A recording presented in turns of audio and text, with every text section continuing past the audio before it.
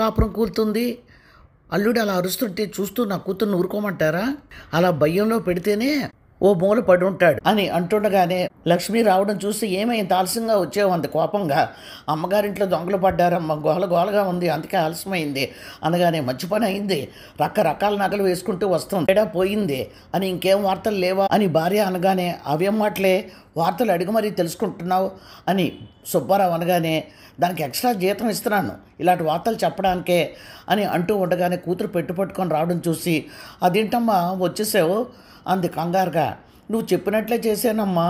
ఆయన ముక్కు మీద గిన్నె తగిలి బంగాళాదుంప అంత వాచిపోయింది, నుదురు మీద టమాటాకాయంత బొప్పులు వచ్చింది, కోపంతో పెట్టి తీసుకొని రోడ్డు మీద పడేసి గెట్అవుట్ అన్నారు అంది ఏడుస్తూ. ఈలోగా డాక్టర్ హడావుడిగా వచ్చి మీరు టెస్టులు చేయించుకున్నారు కానీ రాలేదు, మీకు క్యాన్సర్ థర్డ్ స్టేజే అని చెప్పగానే ఏంటి నాకు క్యాన్సరా అని కుప్ప కూలిపోయింది సుబ్బలక్ష్మి.